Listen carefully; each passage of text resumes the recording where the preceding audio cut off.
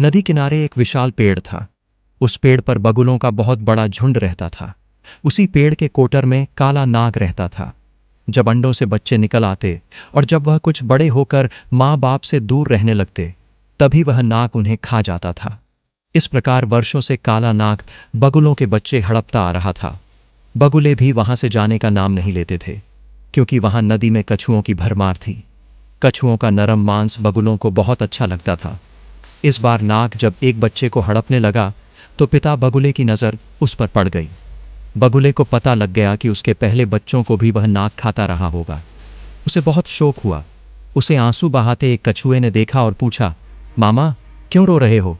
गम में जीव हर किसी के आगे अपना दुखड़ा रोने लगता है। उसने नाग और अपने मारारत बच्चों के बारे में बताकर कहा, मैं उससे बदला लेना चाहता हूं। कछुए ने सोचा, अच्छा, तो इस गम में मामा रो रहा है। जब ये हमारे बच्चे खा जाते हैं, तब तो कुछ ख्याल नहीं आता कि हमें कितना गम होता होगा। तुम सांप से बदला लेना चाहते हो, तो हम भी तो तुमसे बदला लेना चाहेंगे।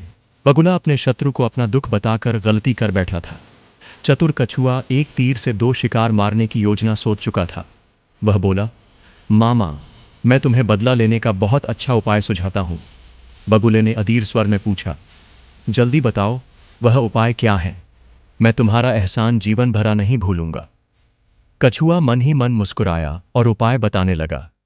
यहां से कुछ दूर एक नेवले का बिल है। नेवला सांप का घोर शत्रु है। नेवले को मछलियां बहुत प्रिय होती हैं। तुम छोटी छोटा मछलियां पकड़कर नेवले के बिल से सांप के कोटर तक बिछा दो। नेवला मछलियां खाता खाता सांप तक पहुंच जाएगा और उसे समाप्त कर देगा। बगुला बोला, तुम जरा मुझे उस नेवले का बिल दिखा दो। कछुए ने बगुले को नेवले का बिल दिखा दिया।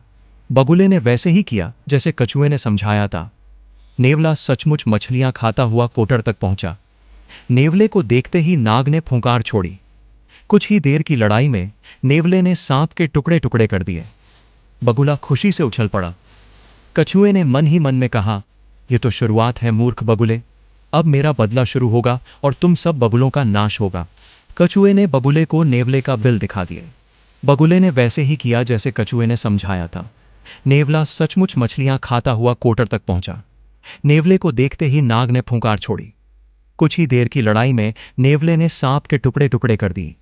बगुला खुशी से उछल पड़ा। कछुए ने मन ही मन में कहा, यह तो शुरुआत है मूर्ख बगुले। अब मेरा बदला शुरू होगा और तुम सब बगुलों का नाश होगा। कछुए का सोचना सही निकला। नेवला नाग को मारने के बाद वहां से नहीं गया।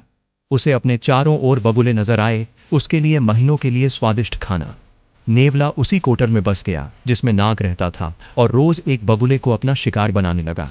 इस प्रकार एक एक करके सारे बगुले मारे गए।